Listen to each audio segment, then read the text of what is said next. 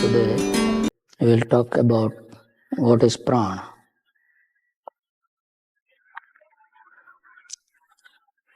Before we can have any concept about Pran, it will be good for you to understand where Pran stands in the whole scheme of existence. This chart depicts the existence of cosmos and existence of our individual being both.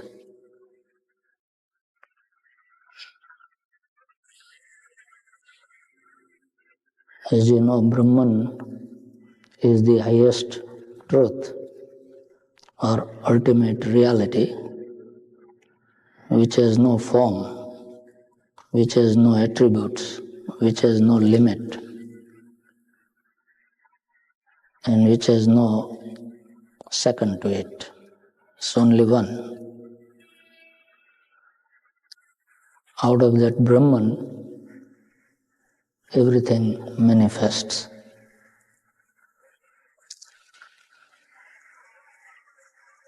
What is shown under the red line is manifestation from Brahman on the spirit side. And what is shown under the black lines is manifestation out of Brahman, which is non-spirit or matter side.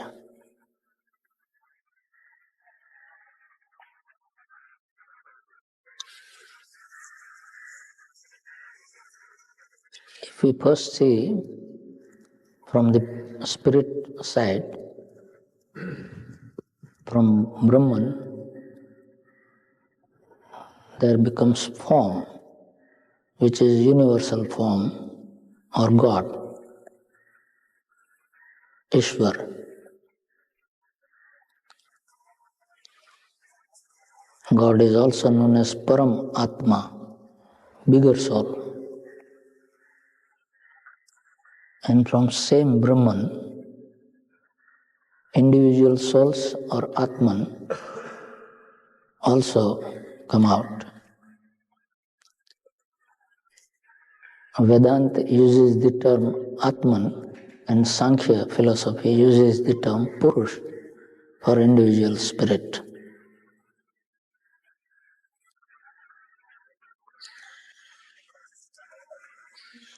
Now, when individual spirit comes into contact with Prakriti or nature, which is matter side, which emanates from Brahman again, the two arrows pointing at each other, they just signify contact between Atman and the Prakriti, Maya. Why is it called Maya? Because it is said that whatever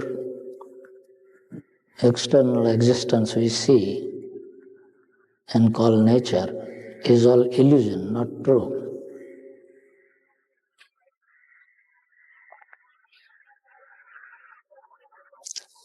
That illusion we feel because we are bound into other elements which later on unfold out of Prakriti, that we think Prakriti to be real. Otherwise, it is just fictitious. Like mirage. Mirage ko? Mirage. It appears to be real, but it is not. Now, when Atman comes into contact with that nature or Maya, immediately it gets entangled into its web. Atman gets caught into the web of Prakriti. And no sooner Prakriti comes in contact with the life or spirit, it begins to further evolve or manifest further. And so from Prakriti comes out Mahat or Buddhi, intellect. Now it is that intellect with which we try to understand truth. The same intellect has first bound us in untruth. So as a matter of fact, it is a binding force which makes us ignorant. Atman is all-knowing because it is spark of Brahman. So it is all-knowing like Brahman. But no sooner Prakriti covers it, it becomes ignorant. And the very first cover is called Buddhi, intellect. And we try to learn everything through intellect in this world. And also say that I will try to understand intellectually what is God. Now, you were knowing God, but due to intellect you are now ignorant about God, and you want to know God through it. So, first of all, lock it tightly if you want to understand God. But when I am teaching, keep it open. When you do sadhana, lock it. Now, as Prakriti becomes Mahat Tattva, no sooner it comes in contact with spirit. In the same way, the spirit, Atman, which was all-knowing, becomes Chitta, consciousness. But here consciousness means limited consciousness. You must have read, perhaps, that Atman or God or Brahman is often described in Indian literature as Sat Chit Anand. Look.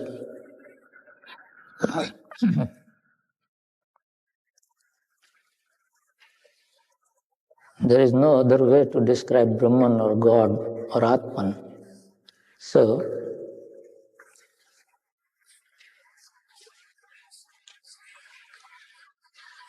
double T nahi. So first is Sat, S-A-T. Sat means to be, to exist. So what is God or Brahman or Atman? It is Sat, it just exists. It means that it was never non-existent. It has no beginning, no end. It will never not exist. And it was never not existing. So it is beginningless and endless. It just exists without any time limit. That is Sat. Second word is Chit, C-H-I-T. Not chit of paper, but Chit is universal consciousness, pure consciousness, all-knowing consciousness.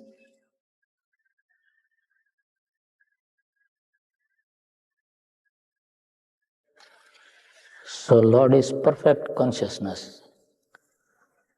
And Anand. Anand means bliss. It is always in blissful state. We have joys and sorrows.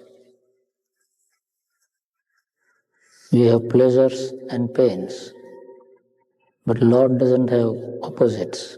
It only has bliss. So these three attributes explain what Brahman or Atman or God is. Now, when I say Chitta here, consciousness, you can see it is double T and A. Your consciousness, when it becomes Chitta, then it is limited consciousness. Our consciousness has become mundane, temporal.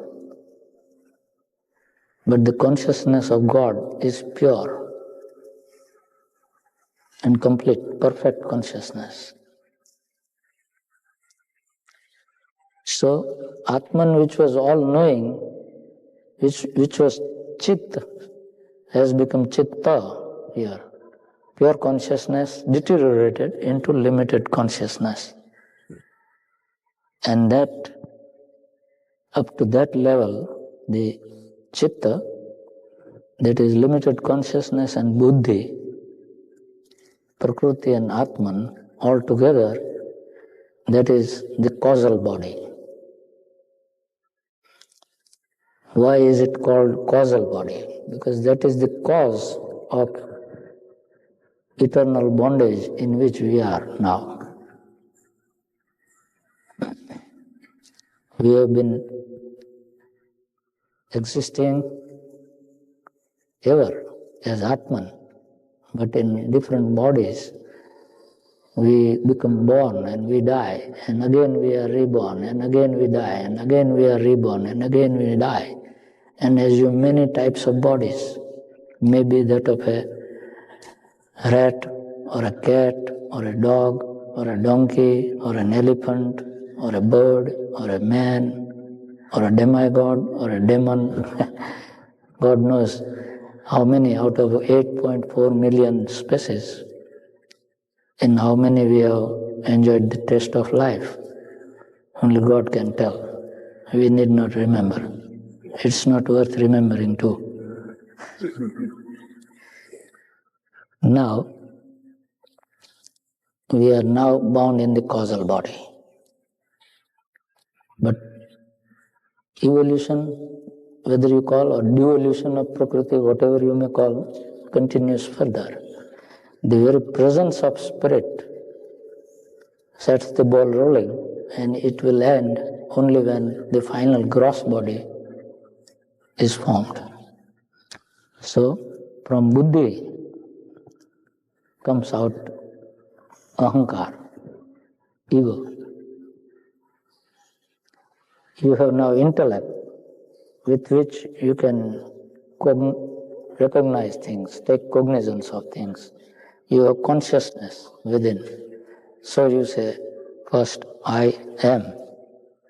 That is the first cognition you take about your existence as causal body. And when you say, I am, it is just ego.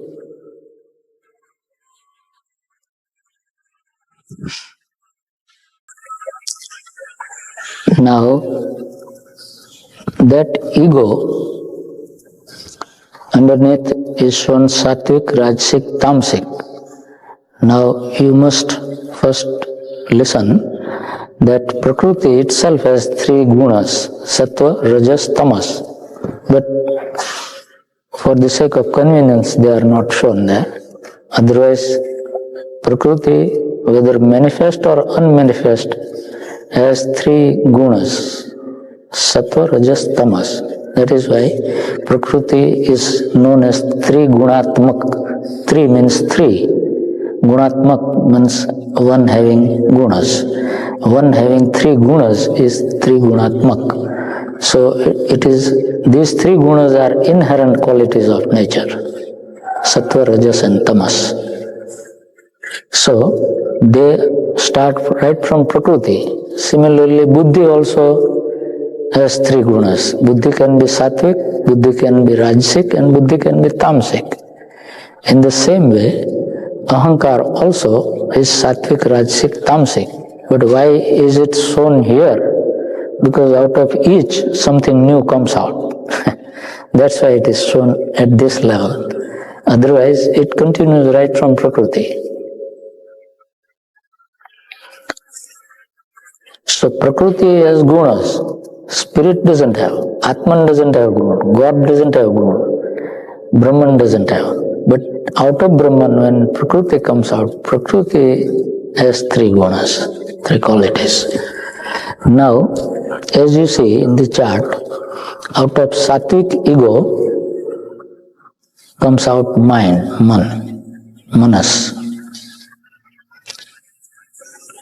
Out of Rajasic ego come out Jnanendriyas and Karmendriyas. Jnanendriyas means faculties of perception. Karmendriyas means faculties of actions. They come out of Rajasic ego. And out of Tamasic ego come out Tanmatras.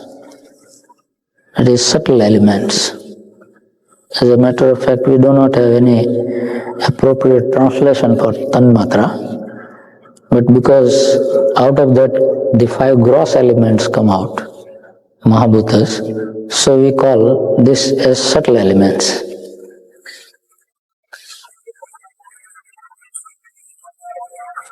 Now, whatever comes out of ego and ego itself, they constitute your subtle body. So how many elements are there now in subtle body? 5 tanmatras, they are 5 in number. Karmendriyas also are 5 in number. Jnanendriyas also are 5 in number. Mind is 1, ego 1, so 17. These 17 elements constitute the subtle body. And no sooner subtle body is formed, the chitta, this power of Atman, which has become chitta, now further comes down and assumes the form of Pran, vital force. And today we want to understand the concept of Pran. That's why I am telling you out of this map, so that many of your questions can be understood out of this. So Pran is energy of Atman, as it comes from the spirit side. It is not an inert thing or matter like other things. Now, finally, from the tanmatras or subtle elements emanate 5 mahabhutas, that is gross elements. And 5 mahabhutas, you know, earth, water, fire, air, ether. Those 5 elements are called mahabhutas. What belongs to the gross body? Yes, this 5 mahabhutas. It's 5 mahabhutas. Yes. And 5 mahabhutas formulate our gross body. So what is our gross body now, you know? In the whole scheme, probably cheapest thing is gross body. It has no cost. And the same Pran, which is a generic Pran working as a vital force, as the gross body is formed over the subtle body, the same Pran becomes vital airs. The specific pranas you have learnt. You have learnt that there are 10 pranas. Now you understand why prana are 10 and yet there is one prana. So the vital force is generic prana. These are specific pranas which come out of it. And out of these vital airs, you have learned that there are 10, 5 major, 5 minor. Out of the major, the first, which is major out of major, you can call colonel. In army, above major there is colonel here. I don't know what is there. So major, among major, is called Pran. It derives the generic name, like son deriving the first name of father, being the elder son. So those 10 pranas, 5 major and 5 minor pranas, they work at your gross level or at the level of gross body.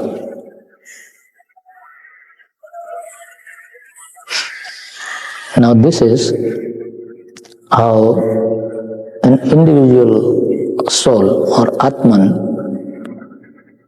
is bound into three bodies. Now the cosmos that we see also is the gross body of the Lord, and we are in it. Take the same thing. In place of Atman, now substitute God. And God, when interacts with Prakriti, then the same way God also manifests in three bodies.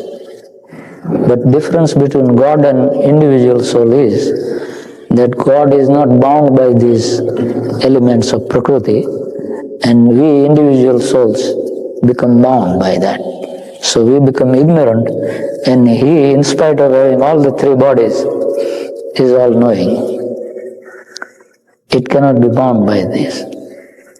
It is like we take out a shirt and hang it, and when we want to put it on, we can take it and put it on. So God takes out Prakriti and hangs it around elsewhere when He doesn't want it. And when He wants it, He just puts it on. We can't do it. We want to throw this out, but how to throw? Tell me. We have three bodies and we want to throw away. And because you don't know how to throw it away, you have come here. We all want to know our pure spirit, our real self. Now this is easy. Throw away three bodies and you are pure spirit. Or, as Sankhya would say, throw away all these 24 elements. 24, 5 Mahabhutas, 5 Tanmatras, 5 Karmendriyas, 5 Jnanendriyas, 20 mind, 21, ego, 22, Mahat, 23, Prakriti, 24. Throw away all these 24 elements and you are 25th pure Atman. So, in Sankhya philosophy, the tattvas are enumerated as 25, out of which, if you throw away 24 and keep the original tattva, Atman, with you, then you are liberated. Such a simple thing. If you have understood, we will close the course here. But now we have to start. So, sorry. In the entire cosmos, there is nothing more than these 24 elements. In us also there is nothing more than 24 elements. In individual self there is individual spirit or Atman. In the cosmic self, the form of Lord, there is Paramatman, the cosmic soul. And the entire cosmic form is known as Ishwar, God. And that is why in our scriptures, and in yogic scriptures especially, it is said, Yatha Pite Tatha Brahmande. Yatha Pinde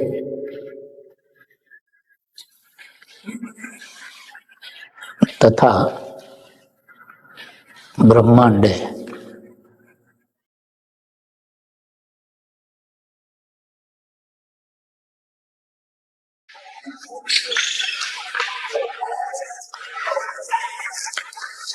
Yatha means as it is, Tatha means so it is. Yatha and Tatha, as it is, so it is. Pinde means individual body, our body, microcosm. And Brahmanda is the cosmos or macrocosm. What is in our body, human body, is in the cosmic body. What is in microcosm is in macrocosm. And since yogis believe in this statement, in order to search God, first they search their body. Because we can't search 24 elements in whole of cosmos, we are such small. We can't go anywhere into the cosmos except just move on Earth, and at the most, if we are fortunate and government sponsors us, we can land on moon for a few minutes and come back. That's our capacity today. So we will never be able to go and see everything in Brahman, what is in macrocosm. But we are capable of searching our microcosm thoroughly. So wise thing is to begin with Pinde. Do we want to search God? We search in our body, and while searching in our body, if we can come out of the fetters of this, we can search out our soul first. That is self-realization. And that is first step to God realization. Without self-realization, you can't have God realization.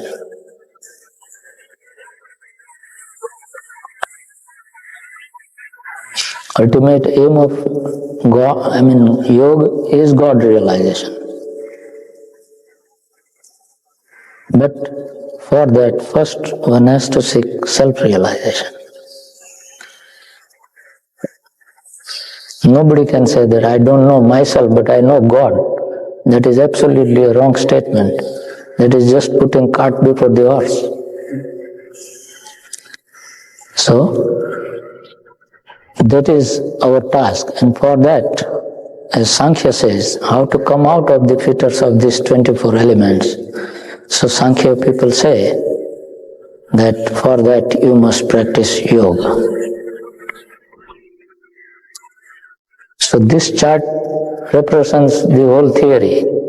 In theory you have understood what you have to do.